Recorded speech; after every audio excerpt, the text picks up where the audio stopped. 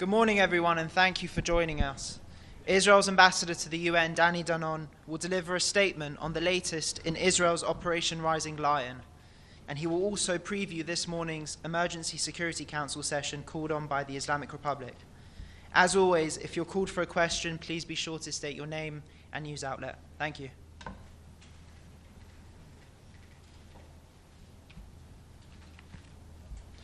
Good morning.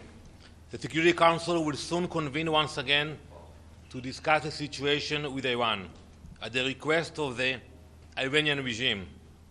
That itself is a spectacular absurdity.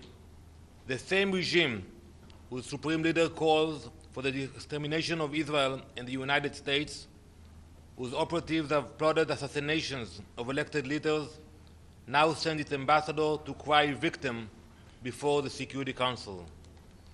This week alone, the ambassador of Iran submitted 5 letters within a week, 5 letters, not to condemn terrorism, not to announce it is dismantling its nuclear program, but to seek sympathy for a regime that funds, arms, and orchestrates terror across the globe. Iran is not under attack. Iran is being stopped. On Wednesday evening, it launched a ballistic missile directly at Soroka Hospital in Beersheba, in the southern part of Israel. This is the largest hospital in the region. Soroka Hospital serves more than 1 million civilians of all backgrounds. This was a war crime, deliberate, indiscriminate, and barbaric. Israel's actions have been precise and compliant with international law. Our targets are military. Our objective is clear: to dismantle the Iranian regime's genocidal capabilities before it is too late. Let there be no misunderstanding. That is not just Israel's fight. This fight is for everyone across the world. Iranian missiles can already reach parts of Europe, and soon they could reach the eastern shores of the US.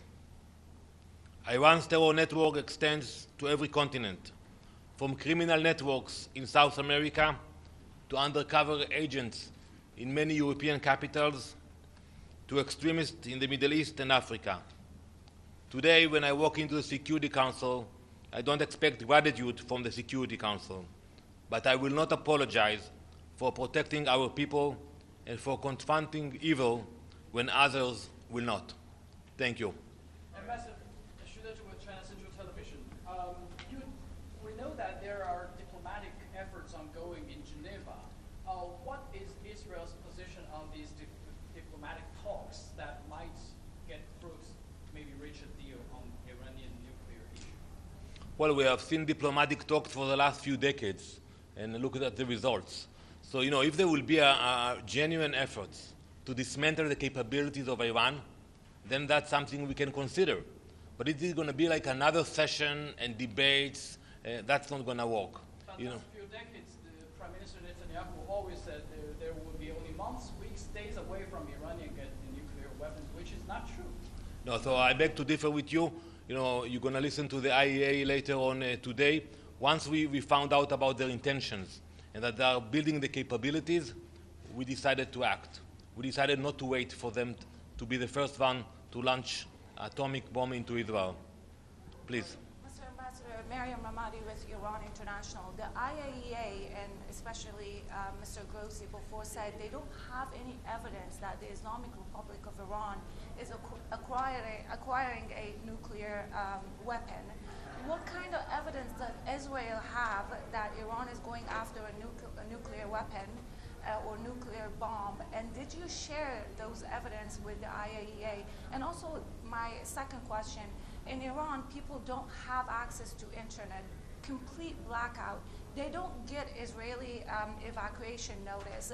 And before you gave, the Israeli government and the army gave notice to the people of Iran, but there wasn't enough time for people to evacuate. How do you make sure that people are not in the places that Israel is targeting so you can make sure that civilians don't get killed? So first, regarding your first question, the IAEA itself said that Iran enriched uranium to a level that they can produce multiple bombs, not one bomb. And it's not for civilian usage, it's for the military program. We know about the ballistic missiles, we see their capabilities, they are launching them every night into Israel. And we also found out about the triggering mechanism and about the intention to put everything together. So when you take the enriched uranium, the ballistic missiles, the triggering mechanism, and you understand that now they are at a point that they wanted to put everything together, that was the point we decided not to wait anymore. Regarding your second question, we pray for the people of Iran. We care about them. That's why we send those notifications, and we will do our best to minimize civilian casualties. And if they don't have access to our warnings, I would advise them not to stay near military facilities. They know exactly where the IRGC compounds are. They know exactly where the nuclear reactors are. So my advice to them, and we do care for them, is to not to be next to those facilities. Yes, sir. Chris Reyes with Canadian Broadcasting. Are you in support of the United States negotiating with Iran? If not, what is your message to the U.S.? And if you are in support of those negotiations, what would you like to see come out of that deal? So as I said earlier, we look at results. And if there will be results that will bring us the security that we need, which means they don't have the capabilities. And the Iranians are the masters of deceptions. They lied for so many years, so we cannot just play the game with them anymore. If it will be like, what happened in Libya, when you had real inspectors who came into Libya, took out everything out, that's a mechanism that can be discussed. But if it's going to be just another round of talks, that's something which we cannot accept. Ambassador, can I follow up? Well, last question, please, yeah. You mentioned, but the director last night said the following. We do not have any indication that there is a systematic program in Iran to produce a nuclear weapon. We know the U.S. estimate back in March saying there is no such thing, stopped in 2003. I just want to emphasize, are you going to share this information that you have, that they were about to dash to a bomb, with the U.S., with the public? So the Director General of the IAEA will speak in a minute in the Security Council. I would advise you to ask him that the amount of uranium that was enriched already in Iran, if it serves civilian usage or a military program. Let him answer that question. We have the information, we have the intelligence that Iran built a military program, not a civilian one, which was not supervised by the IAEA. Thank you very much. Thank you.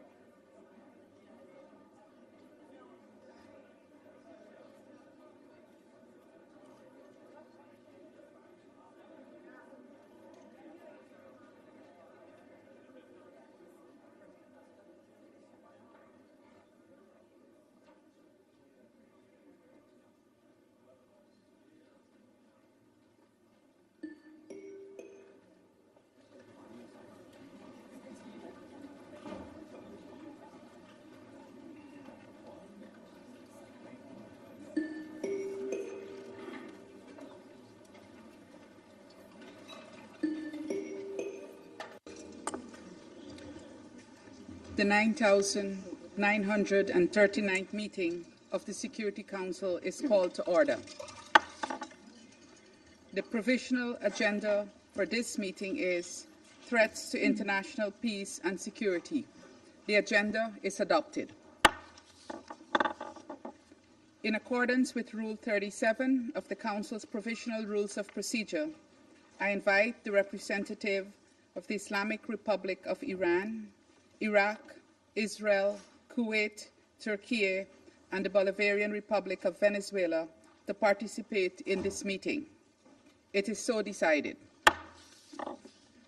In accordance with Rule 39 of the Council's Provisional Rules of Procedure, I invite the following briefers to participate in this meeting. Ms. Rosemary DiCarlo, Under Secretary General for Political and Peace-Building Affairs, and Mr. Rafael Grossi, the Director General of the International Agency for Atomic Energy. It is so decided. In accordance with Rule 39 of the Council's Provisional Rules of Procedure, I also invite His Excellency Mr. Stavros Lambrinidis, Head of the Delegation of the European Union to the United Nations, to participate in this meeting. It is so decided.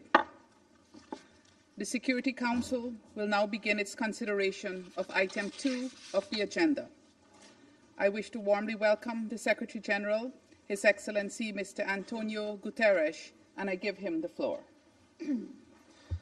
Madam President, allow me to make a brief introduction before the briefings of my colleagues. Excellencies, there are moments when the choices before us are not just consequential, they are defining. Moments when the direction taken will shape not only the fate of nations, but potentially our collective future. This is such a moment. To the parties to the conflict, the potential parties to the conflict, and to the Security Council as the representative of the international community, I have a simple and clear message. Give peace a chance. The confrontation between Israel and Iran is escalating rapidly with a terrible toll, killing and injuring civilians, devastating homes, neighborhoods, and civilian infrastructure, and attacking nuclear facilities. The world is watching with growing alarm. We are not drifting toward crisis. We are racing toward it. We are not witnessing isolated incidents. We are on course to potential chaos. The expansion of this conflict could ignite a fire that no one can control. We must not let that happen. Excellencies, it may be easy to list a range of problems that have impacted relations between Israel and Iran in the last decades. But the central question of this conflict is the nuclear question. Non-proliferation is a must for the safety and security of us all. The Non-Proliferation Treaty is a cornerstone of international security. Iran must respect it. And Iran has repeatedly stated that it is not seeking nuclear weapons. But let's recognize there is a trust gap. The only way to bridge that gap is through diplomacy to establish a credible, comprehensible, and verifiable solution, including full access to inspectors of the IAEA as the United Nations technical agency in this field. For all of that to be possible, I appeal for an end to the fighting and the return to serious negotiations. At this defining moment, I urge this Council to act with unity and urgency for dialogue. And I urge the international community to rally behind the sole path that can deliver lasting peace, diplomacy, grounded in international law, including the UN Charter. This is even more crucial given the unfolding horrors in Gaza. Excellencies, the only thing that is predictable is that the consequences of continuing this conflict are unpredictable. Let us not look back on this decisive moment with regret. Let us act responsibly and together to pull the region and our world back from the brink. Thank you. I thank the Secretary General for his remarks. I now give the floor to Ms. Rosemarie DiCarlo. Thank you, Madam President. We meet as the scope and scale of attacks in Iran and Israel continued to widen, with grave consequences for civilians in both countries. In Iran, Israel claims to have targeted over 100 military sites and nuclear facilities, including the Kermanshah missile base, the Natanz and Isfahan nuclear facilities, and the Kondab, former Iraq, heavy water reactor. At the same time, government buildings, homes, and residential neighborhoods, factories, hospitals, airports, and refineries have been stuck in and around Tehran, Isfahan, Tabriz, Avaz, and among many other cities. The bombing on 17 June of Iran's state-run television channel during a live broadcast marked a chilling moment.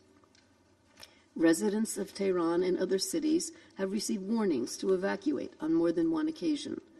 Iran has closed its airspace until further notice and has shut some border crossings. In Israel, residential neighborhoods and essential infrastructure have been hit throughout the country, notably in Tel Aviv, Haifa, Bat Yam, Dimona, Petah Tikva, and Eilat. Several civilian sites have been directly impacted by Iran's airstrikes, including the Weizmann Research Institute in Rehovot, the Bazan Petrochemical Complex in Haifa, and yesterday, the Soroka Medical Center in Beersheba. A state of national emergency remains in place, with severe restrictions on air travel. Several areas in the occupied West Bank have also been impacted, and checkpoints and road closures are impacting movement, especially for Palestinians. Throughout the region, airspace remains severely constrained by these exchanges, not only within Iran and Israel, but also throughout Syria, Jordan, Lebanon, Iraq, and beyond. The intensifying cycle of attacks and counterattacks has resulted in hundreds of civilian casualties, including fatalities in both Iran and Israel. According to Iran's Ministry of Health, as of 19 June, 224 people had been killed and more than 2,500 others injured in Israeli strikes across Iran. The Health Ministry added that 90% of the victims were civilians. Other estimates, based on local non-governmental organizations and human rights groups, suggest the death toll is at least double the official figure. In addition, there have been over 20 high-ranking Iranian military leaders killed, notably the commander and chief of staff of the Iranian Armed Forces, the IRGC commander-in-chief, and IRGC intelligence chief, as well as several nuclear scientists. We've also received reports of significant displacement out of Tehran, a city of over 12 million residents, resulting in massive traffic jams. Fuel shortages are leading to long queues at patrol stations, sometimes for over 5 hours, further hampering movement. And still, many remain trapped in their homes in Tehran with nowhere to flee. In the absence of bomb shelters on air raid sirens in the city and widespread internet blackouts, further strikes are bound to harm more civilians. In Israel, the Office of the Prime Minister stated that, as of 19 June, Iran's strikes have killed 24 people and injured 915 others, the vast majority civilians. The strikes have also damaged homes, leading to the displacement of Israelis. Madam President, we are teetering on the edge of a full-blown conflict and a humanitarian crisis. International humanitarian law must be respected, including the principles of distinction, proportionality, and precaution in attack. Attacks directed against civilians and civilian objects and indiscriminate attacks are strictly prohibited.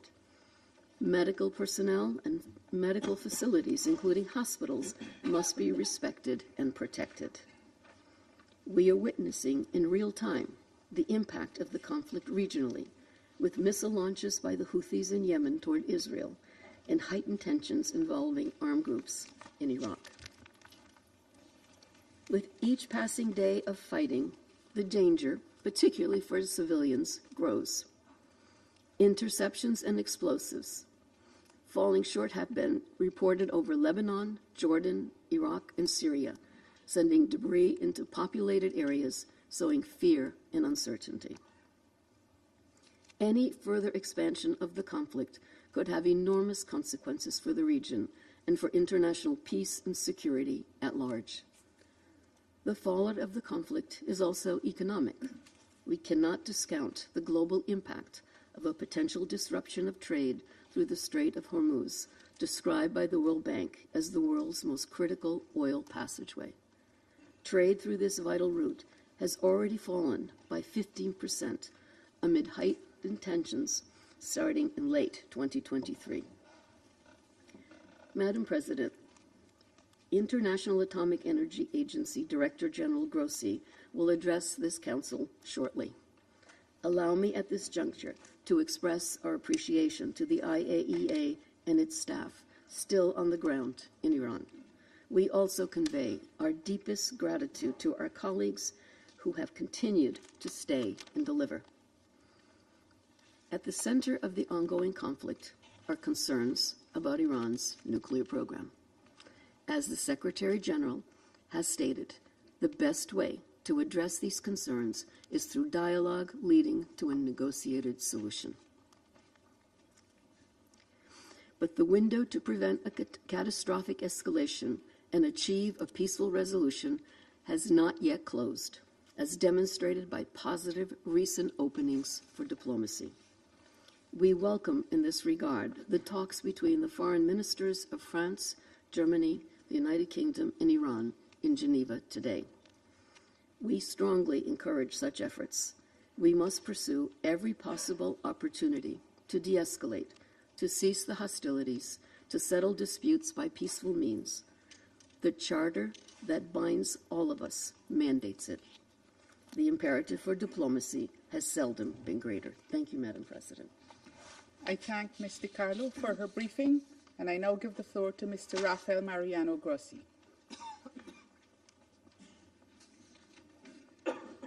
Thank you very much, Madam President, dear Secretary General, dear Madam Under Secretary General, dear friends.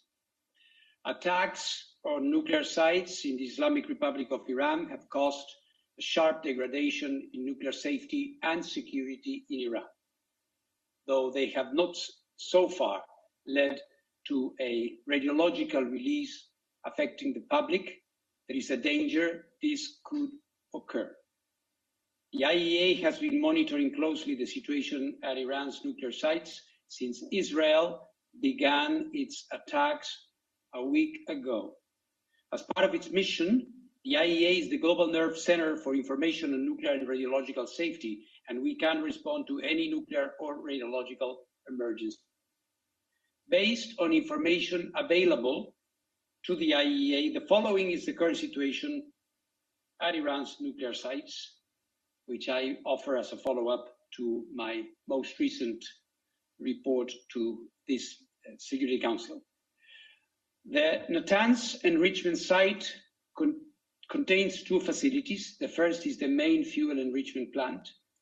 The initial attacks on the 13th of June targeted and destroyed electricity infrastructure at the facility, including an electrical substation, the main electric power supply building, an emergency power supply, and backup generators. On the same day, the main cascade hall appears to have been attacked using ground-penetrating munitions. Second facility at Natanz is the pilot fuel enrichment plant. It consists of above-ground and underground cascade halls. On the 13th of June, the above-ground part was functionally destroyed, and the strikes on the underground cascade salts were seriously damaging. The level of radioactivity outside the Natanz site has remained unchanged and at normal levels, indicating no external radiological impact on the population or the environment there. However, within the Natanz facility, there is both radiological and chemical contamination. It is possible that uranium isotopes contained in uranium hexafluoride, uranyl fluoride, and hydrogen fluoride are dispersed inside the facility. The radiation, primarily consisting of alpha particles, poses a significant danger if inhaled or digested. This risk can be effectively managed with appropriate protective measures, such as using respiratory devices. The main concern inside the facility is chemical toxicity. Fordow is Iran's main enrichment location for enriching uranium at 60%. The agency is not aware of any damage at Fordow at this time. At the Esfahan nuclear site, 4 buildings were damaged in last Friday's attack: the Central Chemical Laboratory, a uranium conversion plant, the Tehran reactor fuel manufacturing plant, and the enriched uranium metal processing facility, which was under construction. No increase of off-site radiation levels was reported. In Natanz, the main concern here is chemical toxicity. The Condab heavy water research reactor under construction in Arak was hit on the 19th of June. As the reactor was not operational and it did not contain any nuclear material, no radiological consequence is expected. The nearby heavy water production plant is also assessed to have been hit, and similarly, no radiological consequence is expected. As stated in the IAEA's update of 18th June, at the Tehran Research Center, 1 building where advanced centrifuge rotors were manufactured and tested was hit. At the Karaj workshop, 2 buildings where different centrifuge components were manufactured were destroyed. There was no radiological impact internally or externally. Let me now refer to the Bushehr nuclear power plant.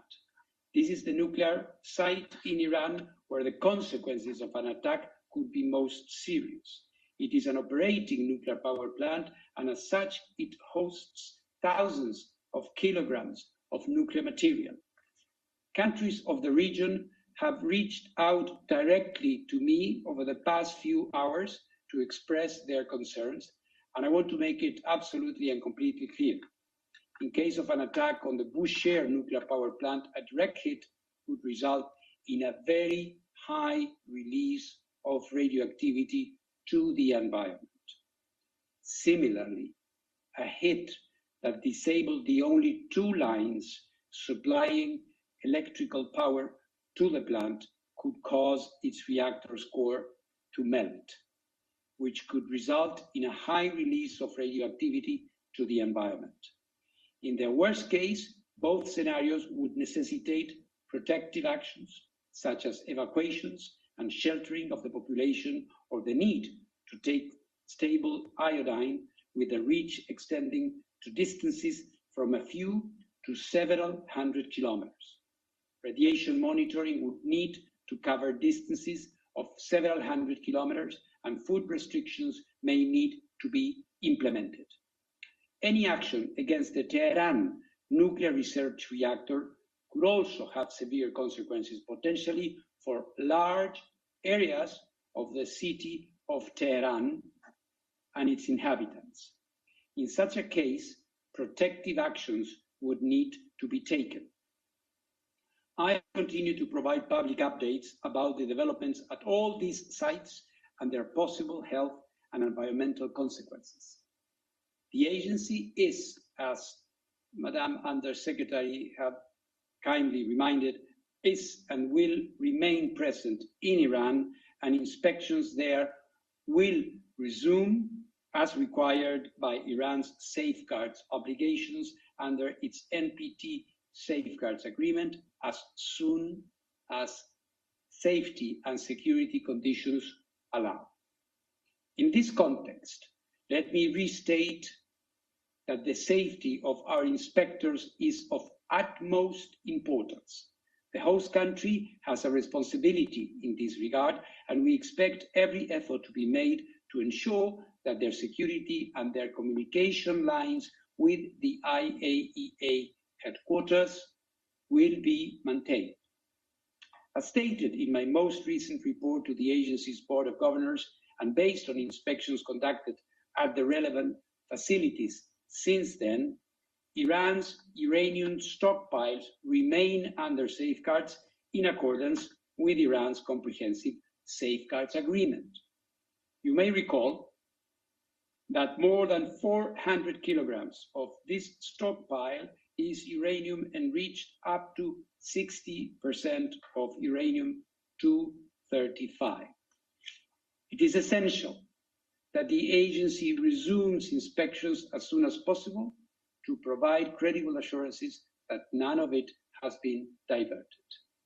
Importantly, any special measures by Iran to protect its nuclear material and equipment must be done in accordance with Iran's safeguards obligation and the agency. Therefore, it is of paramount importance that the agency's inspectors are allowed to verify that all relevant materials, especially those enriched to 60%, are accounted for. Beyond the potential radiological risks, attacks on such materials would make this effort, of course, more difficult. Madam President, the IAEA has consistently underlined, as stated in its General Conference resolutions, that armed attacks on nuclear facilities should never take place and could result in radioactive releases with grave consequences within and beyond the boundaries of the state which has been attacked. I therefore again call on maximum restraint. Military escalation threatens lives and delays indispensable work towards a diplomatic solution for the long-term assurance that Iran does not acquire a nuclear weapon. Madam President, the presence, support, analysis and inspections of technical experts are crucial to mitigating risks to nuclear safety and security. That is true during peacetime and even more so during military conflict. For the second time in 3 years, we are witnessing a dramatic conflict between two UN and IAEA member states in which nuclear installations are coming under fire and nuclear safety is being compromised. The IAEA, just as has been the case with the military conflict between the Russian Federation and Ukraine, will not stand idle during this conflict. As I stated in this chamber just a few days ago, I am ready to travel immediately and to engage with all relevant parties to help ensure the protection of nuclear facilities and the continued peaceful use of nuclear technology in accordance with the agency mandate, including by deploying agency nuclear safety and security experts, in addition to our safeguards inspectors in Iran, wherever necessary.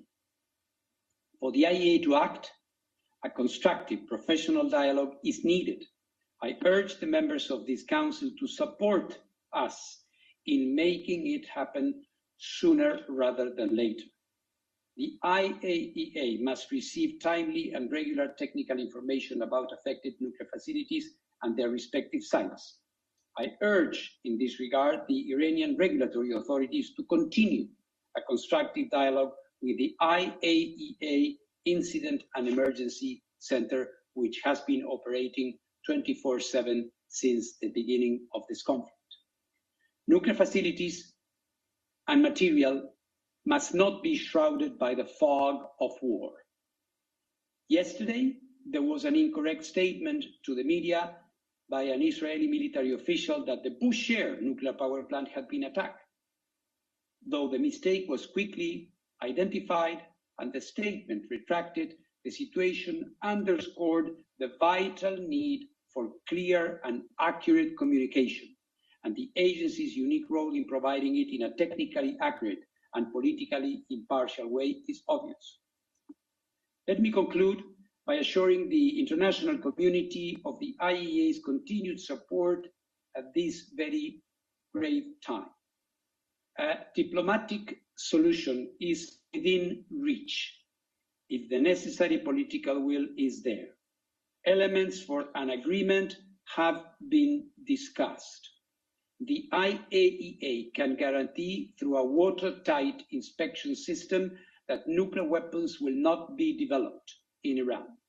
They can form the basis of a long-standing agreement that brings peace and avoids a nuclear crisis in the Middle East. This opportunity should not be missed. The alternative would be a protracted conflict and a looming threat of nuclear proliferation that, while emanating from the Middle East, would effectively erode the NPT and the non-proliferation regime as a whole. Thank you very much. I thank Mr. Grossi for his briefing. I now give the floor to those council members who wish to make statements. I give the floor to the representative of China. Thank you, President. President, I thank you for convening this emergency open meeting.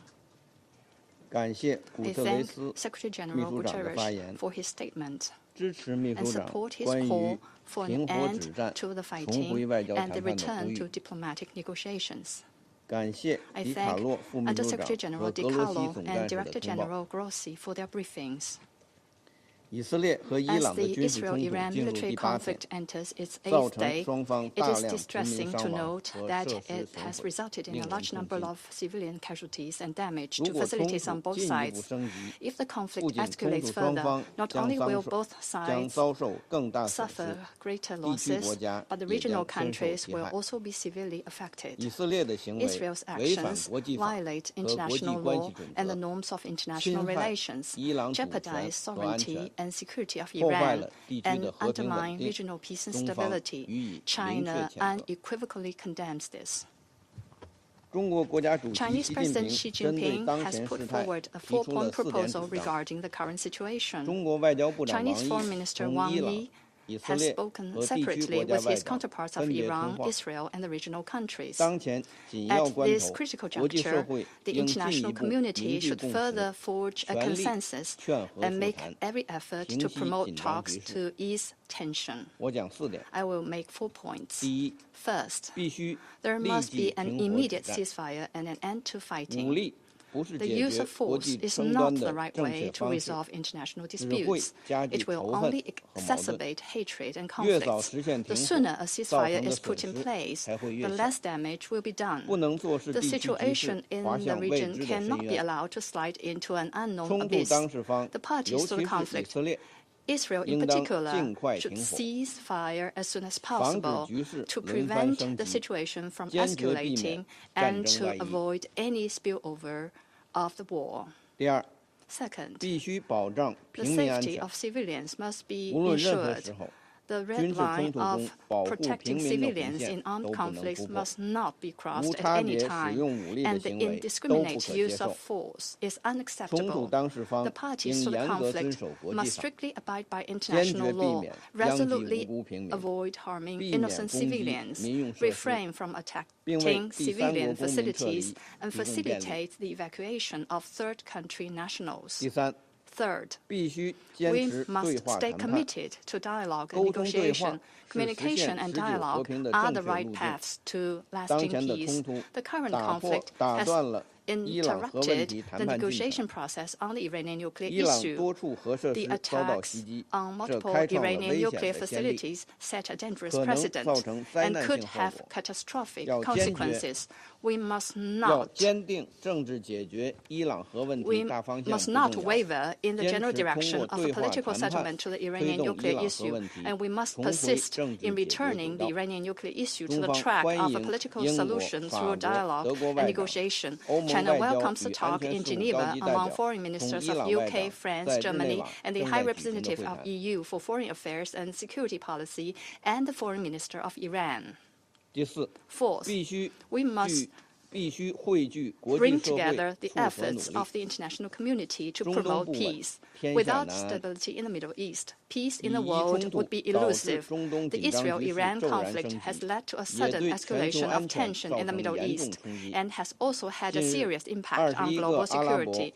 Recently, 21 Arab and Islamic countries issued a joint statement of foreign ministers calling for a ceasefire, resuming talks on the Iranian nuclear issue, and maintaining lasting peace in the region, which China fully supports. The international community, especially major countries with special influence on the parties to the conflict, should make efforts to cool down the situation rather than the opposite. The Security Council, as the primary body responsible for maintaining international peace and security, should play a greater role in this regard. We support the Council in taking necessary actions in a timely fashion. China stands ready to continue to strengthen communication and coordination with all relevant parties, build synergies, uphold justice, and play a constructive role in restoring peace in the Middle East. Thank you, President. I thank the representative of China for his statement, and I give the floor now to the representative of Pakistan. Thank you, Madam President. I would like to thank Secretary General Guterres for his presence and thoughtful and compelling remarks. Secretary General, you spoke about a defining moment and our collective future, as well as collective responsibility. And we fully agree with you and your call to give peace a chance. And in that context, your appeal to end the fighting and return to negotiations. I'm also thankful to Undersecretary General Di Carlo for her complimentary briefing, as well as the briefing by Director General Grossi.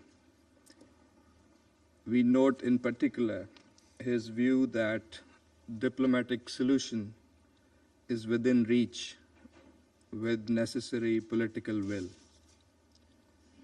Madam President, last Friday, the Council had an emergency session in the wake of Israel's military strikes, violating the sovereignty and territorial integrity of Iran in flagrant violation and contravention of the UN Charter and fundamental principles of international law. 1 week later, as a result of such irresponsible behavior, the situation has only exacerbated, with grave implications for regional and international peace and security. Pakistan strongly condemns the unjustified and illegitimate aggression by Israel. We stand in solidarity with the people of Iran. We unequivocally denounce the blatant attacks and military strikes carried out by Israel, which constitute a grave danger and a serious threat to the peace, security, and stability of the entire region and beyond, with serious implications. We offer our sincere condolences and sympathies to the brotherly people of Iran on the loss of life as a result of these unprovoked attacks. The ensuing humanitarian crisis and civilian toll on both sides is also deplorable. International humanitarian law must be complied by all sides. The attacks against nuclear facilities for peaceful purposes are deeply troubling. Such attacks contravene international law, the Charter of the UN, Statute of the IAEA and relevant IAEA General Conference resolutions on the issue. It is the responsibility of the IAEA to clearly pronounce its legal position with regard to such attacks, as well as to report it to the Board of Governors and to the Security Council about the legal safeguards, safety and security implications of such attacks. The agency should fulfill that responsibility. Madam President, the latest crisis has aggravated the existing tensions in the region, arising from Israel's continuing ruthless assault on Gaza that has resulted in an unprecedented humanitarian catastrophe for the innocent Palestinians, as well as its recurring violations of international law in Syria, Lebanon, and Yemen. The Security Council bears primary responsibility to immediately stop this wanton aggression and hold the aggressor accountable for its actions. The Security Council must fulfill its duty and affirm the following. First, categorical rejection and condemnation of Israel's attacks on the Islamic Republic of Iran since 13th of June and all actions that contravene international law and the purposes and principles of the Charter of the United Nations. Second, play its due role to end the hostilities and promote de-escalation for achieving a comprehensive ceasefire before the situation spirals out of control and threatens the peace and stability of the entire region. Third, clear denunciation of the targeting of IAEA safeguarded nuclear facilities against the provisions of international law and the UN Charter, as reflected in the UN Security Council resolutions, IAEA resolutions, and international humanitarian law, including the Geneva Conventions. The Security Council must implement its own resolution 487. Fourth, call for dialogue and diplomacy to promote a peaceful and lasting resolution of the crisis. Diplomacy must be given a chance. Madam President, regrettably, Israeli unlawful strikes against Iran came at the time of intense diplomatic engagement on Iran's nuclear issue.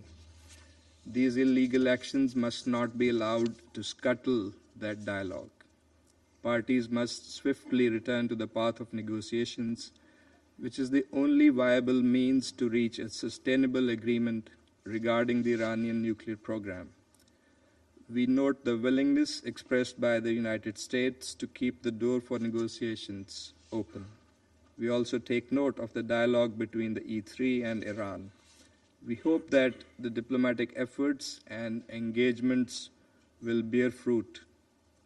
We reaffirm our long-standing position that all issues concerning Iran's nuclear program must be resolved peacefully through dialogue and diplomacy in accordance with the rights, international obligations, and responsibilities of all the parties concerned. At the same time, verification activities by the IAEA as the competent international technical organization mandated to implement respective safeguards obligations should continue unimpeded. The IAEA must continue its work in an impartial and apolitical manner to provide objective reporting and credible information regarding the issues under its purview. Madam President, this is a critical moment. The Security Council must fulfill its responsibility and facilitate peaceful resolution of disputes. Military means and coercion cannot bring about a lasting settlement. Dialogue and diplomacy, in full adherence to the principles of international law and the UN Charter, remain the only viable path to resolving this crisis. This Council must therefore unite in support of the Secretary General's call for end to fighting and return to negotiations and dialogue. I thank you. I thank the representative of Pakistan for his statement, and I give the floor to the representative of the Russian Federation. Madam President, We are grateful to the Guianan presidency for the prompt response to the request from Russia, China, Pakistan, and Algeria to convene this meeting. We thank the UN Secretary General for his opening remarks, as well as the Undersecretary General for Political and Peacebuilding Affairs and the Director of the IAEA for their briefings. Madam President, exactly a week has elapsed since the start of the escalation of the Iran-Israeli conflict, which the Security Council discussed on the 13th of June. In this time, the world has been flooded with images depicting the night skies over Tel Aviv and Tehran and other cities lit up with explosions of tens and hundreds of rockets. The apocalyptic predictions have become a reality. People in both countries have been forced to take shelter in hideouts with each passing day. The list of civilian casualties on both sides lengthens. As a result of the closure of the airspace in the region, many third country civilians have become entrapped and they are striving to find a way home. The Iranian peaceful civilian nuclear facilities continue to be targeted, and this is liable to plunge us into a hitherto unseen nuclear catastrophe. The UN Security Council, the principal body for the maintenance of international peace and security, cannot shirk its responsibility and must provide an objective assessment of the situation and to devise an appropriate decision. We cannot deny the obvious facts. It is indeed Israel which attacked Iran on the eve of the latest planned round of indirect talks between Washington and Tehran. Thereby, West Jerusalem not only demonstrated blatant disregard for the efforts that have been undertaken to seek a diplomatic solution to issues around the Iranian nuclear program, but also demonstrated contempt for its key ally, the United States, which up until recently had been declaring an intent to reach a compromise solution on this matter. It is worth recalling that the Iranian nuclear program is not a scroll secured by 7 seals, indiscernible to the international community. The nuclear facilities and installations in this country are under the safeguards of the IAEA and are continuously subject to scrupulous verification by agency inspectors. Not a single of the member states of this body is under more stringent oversight and scrutiny. Iran has been strictly complying with its obligations under the NPT and the Comprehensive Safeguards Agreement. The Secretariat of the agency's reports have no mention whatsoever about the presence of proliferation risks. So it turns out that Israel has disregarded the assessments of the Specialized International Agency, having on its own authority appointed itself a judge, single-handedly deciding to carry out strikes against a sovereign country with no regard for the UN Charter and international law. Just recently, in the Middle East, a tragic precedent occurred of an invasion into a state under the pretext of alleged presence there of WMDs, which subsequently failed to materialize. It's a pity that the United States, which demonstrated to the entire world this discredited example in 2003, which generated suffering for millions of people, does not wish to learn from its own mistakes. Today, the U.S., yet again, together with the UK, France, and Germany, is attempting to persuade all parties to believe the groundless fabrications about plans allegedly harbored by Tehran to gain possession of nuclear weapons. Nor can we forget the fact that the attack on Iran was carried out at the time when the entire world observed with horror the ongoing man-made disaster which was unfolding in Gaza and continues to unfold in Gaza, and was condemned the ongoing humanitarian blockade of the Strip and was awaiting the high-level conference in support of the two-state formula under the aegis of the United Nations in accordance with General Assembly resolutions. Instead of reverting back to the sole possible negotiated peaceful settlement in Palestine, Israeli military political leadership raised the stakes and expanded the geography of the conflict in the region. Perhaps the Western Jerusalem's calculations also are to have the new military misadventure detract the international community's attention away from the crimes perpetrated by Tzahal in Gaza and the West Bank. We have seen highly perilous attempts to drag third countries into this confrontation, and this, as was rightly noted noted by the Secretary General, would have colossal consequences, not just for the stakeholders and the parties engaged, but for the entire region and international peace and security as a whole. We concur with Mr. Guterres' position about the need to avoid internationalization of the conflict. Madam President, the present escalation around Iran did not start yesterday. Having attacked the country, Israel first received a direct pass from a host of Western states. The rhetoric uttered by British, French, and German diplomats in the lofty chambers of the UN Security Council and the IAEA Board of Governors are equally dangerous, just as dangerous as the deadliest weaponry, the blatant blackmail of the leadership of the agency in order to compel it to draft a vague so-called comprehensive assessment on the Iranian nuclear program, pushing through biased anti-Iranian resolutions at the IAEA Board of Governors. All of this made those countries effectively complicit in the Israeli aggression. Let's recall that this specific IAEA report was one of the justifications used by Israeli leadership for the attack on Iraq. What is telling in this connection is a cynical statement from the German Chancellor, Mr. Merz, about, and I quote, Israel doing the dirty work for us. End of quote. The fact that the launch buttons are being pressed by West Jerusalem does not absolve Washington, London, Paris, and Berlin from responsibility for what is taking place. Russia views the ongoing intense Israeli attacks targeting civilian objects in Iran as completely unacceptable and unlawful under international law. As a result of these reckless actions, unacceptable threats are being posed to international peace and security. Nuclear facilities cannot be targeted by strikes.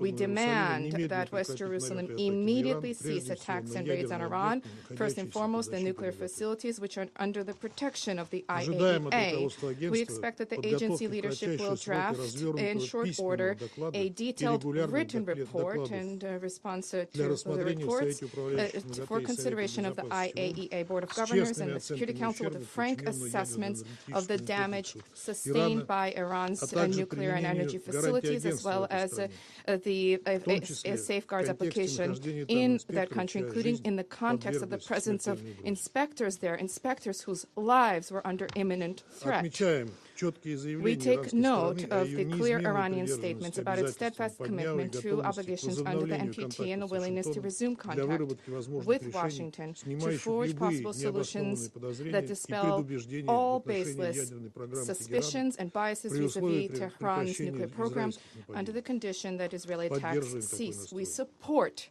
this position. We share the Secretary General's call for an immediate de-escalation resulting in a ceasefire.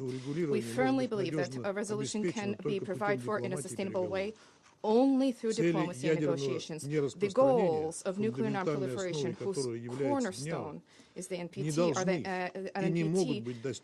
cannot and must not be attained through aggression at the cost of innocent lives. We believe that solutions whereby Iran's right to peaceful nuclear activity and Israel's unconditional safety and security will simultaneously be upheld are feasible and attainable. We have conveyed these options to our U.S. and Israeli colleagues as well as Iranian partners. We stand ready to provide them with the necessary assistance in seeking solutions that are acceptable to all. For now, we still have an opportunity to avoid another devastating war that would have unpredictable repercussions for the entire region and world. We stand ready to seek relevant solutions and decisions at the UN Security Council to engage constructively with all parties who genuinely advocate diplomacy and dialogue. Thank you. I thank the representative of the Russian Federation for his statement, and I give the floor to the representative of Algeria. Thank you, Madam President. First, I wish to express our appreciation to you for convening this urgent meeting, the second within a week, which underscores the seriousness of the situation before us. I thank the Secretary General for his remark and his personal engagement toward peace and stability in the region. And we echo your call for dialogue and for ending the fighting. I also thank USG DiCarlo and Director General Grossi for their briefings. Madam President, Israel's attack against Iran is an unprovoked and unjustified act. It constitutes a flagrant violation of the Charter of the United Nations. This is an attack on nuclear facilities under IAEA safeguard. If these safeguards, if these guarantees, and even the presence on the ground of international inspectors cannot guarantee the protection of such installations, then the credibility of the entire nuclear non-proliferation regime is called into question. If those entrusted with upholding this regime are unable or unwilling to condemn and denounce such violations, they must ask themselves, what is their purpose? And are they truly fulfilling their responsibilities? We must resist any attempt to justify what in essence is an act of aggression against a sovereign member state of the United Nations. Any misleading narrative is unacceptable. As Director General Grossi stated in an interview with CNN, we, the IAEA, did not have any proof of a systematic effort to move into a nuclear weapon, end of quote. These words merit our full attention. Madam President, it is imperative that everyone returns to a path of reason. Negotiation between the E3, the European three, and Iran. Negotiation between US and Iran with the facilitation of Oman remain a viable and a constructive option available for diplomacy. Algeria has always believed in the power of dialogue, and we echo the call of the Secretary General in this regard. Even in time of heightening tension, mediation and Charter's principle remain our unique, viable tools. Let me quote the Charter. All members shall settle their international dispute by peaceful means, end of quote. Madam President, international humanitarian law is clear. Nuclear power plant enjoy specific protection and shall not be made the object of attack. Attacks against such facilities are prohibited. If there remains a risk of radioactive material spreading from the impacted facilities, the potential danger extends well beyond borders endangering civilian populations across the region.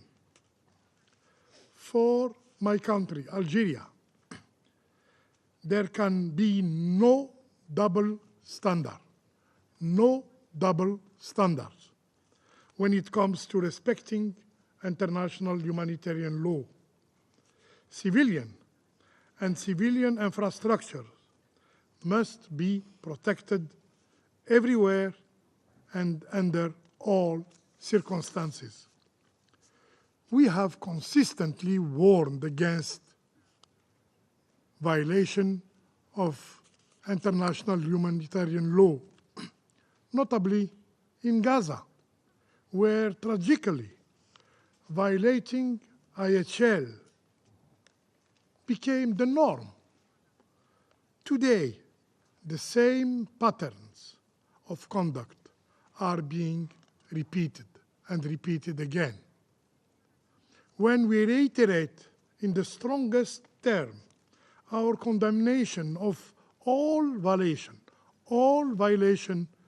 of international humanitarian law, the protection of civilians is not optional. It is an obligation. Upholding international humanitarian law is a matter of preserving our shared humanity.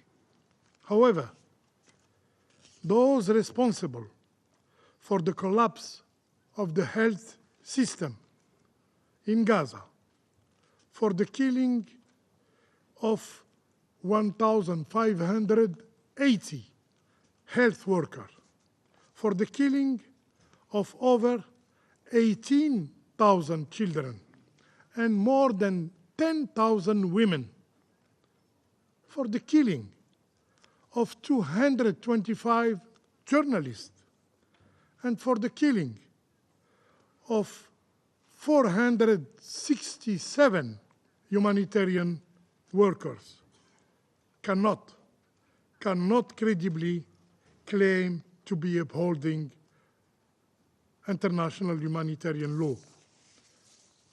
Madam President, no measures can substitute for the responsibility that rests with this Council.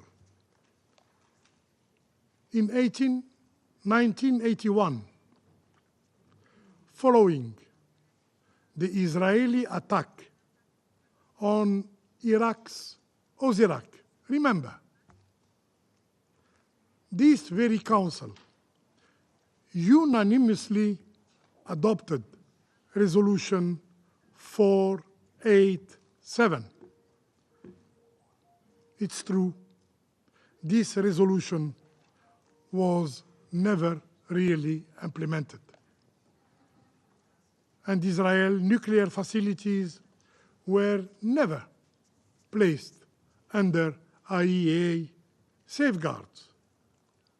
And Iraq never received any compensation. And the Council, this very Council, was never properly informed of follow-up measures. This is to show that the legacy of impunity, the legacy of immunity, has dangerous consequences. What we are witnessing today is not simply an isolated act of aggression.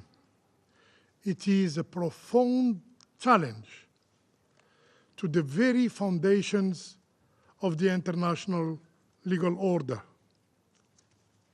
The Security Council must fulfill its mandate.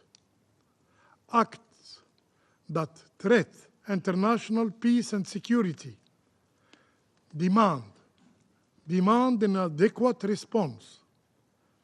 Inaction should not and cannot be an option. I thank you. I thank the representative of Algeria for his statement, and I give the floor now to the representative of the Republic of Korea. Thank you, Madam President.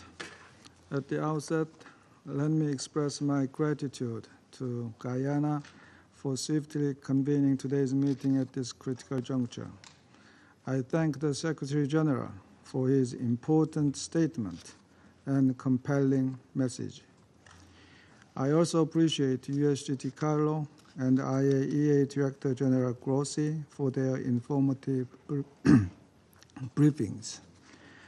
I reiterate our deepest concern over this dangerous escalation of conflict in the Middle East.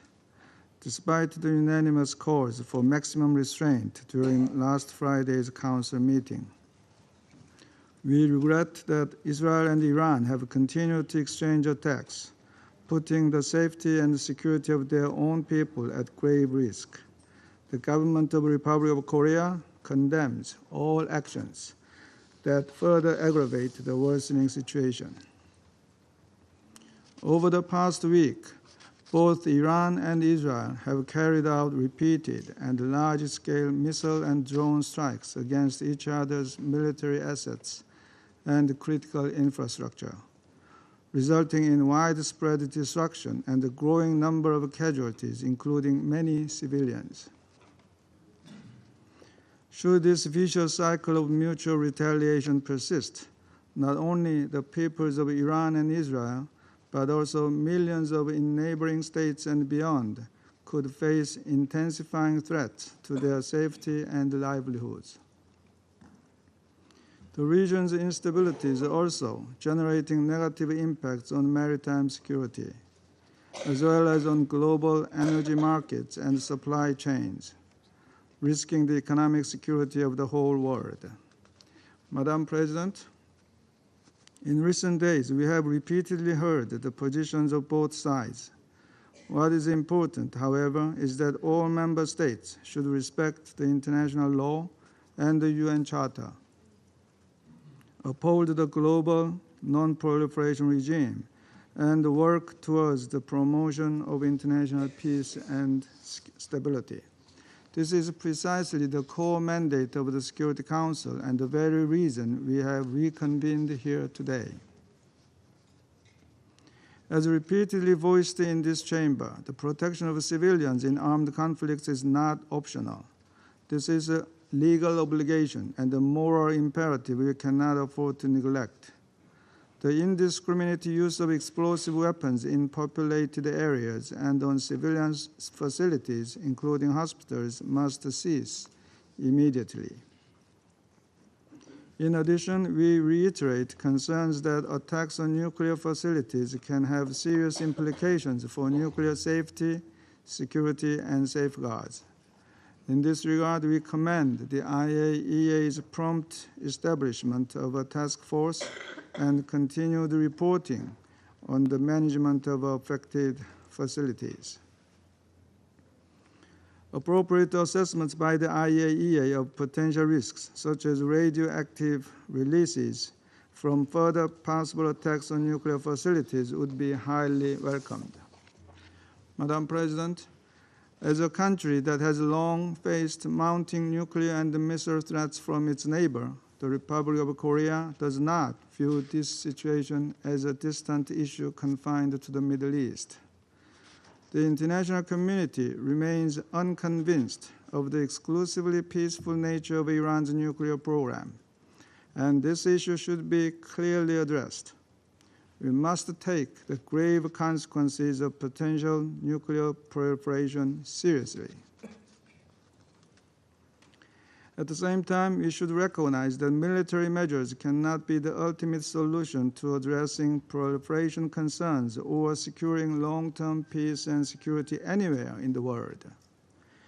How Iran's nuclear issue is resolved carries significant implications for us all. We take note that the key parties have publicly maintained that they remain open to diplomacy. We sincerely hope that the talks among the foreign ministers of the United Kingdom, France, Germany, and Iran in Geneva today will achieve a timely outcome to navigate through this precarious situation and open another window for diplomacy. The Republic of Korea implores all parties to exercise both wisdom and determination to urgently resolve these immensely tough challenges. Thank you. I thank the representative of the Republic of Korea for his statement, and I give the floor to the representative of the United States. Thank you, Madam President. And thank you, Secretary General, for your introductory remarks, and Undersecretary General Rosemary DiCarlo and Director General Rafael Grossi for your briefings. DG Grossi, we commend the IAEA team for their professionalism in implementing the agency's critical responsibilities, especially during this complex and evolving situation. Colleagues, we meet at a decisive moment in the Middle East, convening amid an intensifying conflict between Israel and Iran. It is not too late for the government of Iran to do the right thing. President Trump has been clear in recent days that Iran's leadership must completely abandon its nuclear enrichment program and all aspirations of acquiring a nuclear weapon. The Iranian government has long posed a constant menace to the peace and security of its neighbors and the entire world, which this council is charged to maintain. The Iranian government has repeatedly called for Israel's destruction and for, and I quote, death to America. They have launched direct and proxy attacks on Israeli civilians, including most recently on southern Israel's largest hospital, and just recently, in the last couple hours, on Haifa. Israel's government has also spread chaos, terror, and suffering throughout the region. Iran's government has also spread chaos, terror, and suffering throughout the region. Let us not forget that the Iranian government was an enabling and ideological material force behind Hamas's deadly assault on Israel in October 2023, and it twice attacked Israel last year with hundreds of ballistic missiles. The Iranian government also encouraged its terrorist proxy, Hezbollah, to open a northern front from Lebanon and enabled Houthi rebels in Yemen to become a menace to global trade and freedom of navigation, and to launch long-range missiles endangering civilians in Israel. In January 2024, a drone attack from an Iran-backed terrorist group on a U.S. military facility in Jordan killed 3 American service members. Enough is enough. President, as the leaders from the Group of 7 stated earlier this week, Iran is the principal source of instability and terror in the Middle East. The G7 also reaffirmed the right of Israel to defend itself. While the United States was not involved in Israel's strikes, let there be no doubt that the United States continues to stand with Israel and supports its actions against Iran's nuclear ambitions. Iran's leaders could have avoided this conflict had they agreed to a deal that would have prevented them from ever obtaining a nuclear weapon.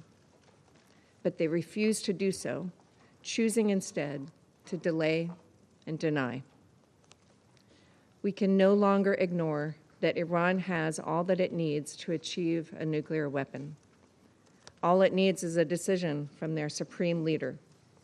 That is unacceptable, and this council must urge them to change course. The government of Iran has nothing to gain by escalating their rhetoric toward the IAEA, launching missiles at civilians, threatening neighbors, or pursuing nuclear weapons. For too long, they have prioritized terrorism and their nuclear program above the well-being of their own people. Their resulting weakness is now on full display for the entire world. The Iranian government must abandon its nuclear ambitions so that there is no more destruction.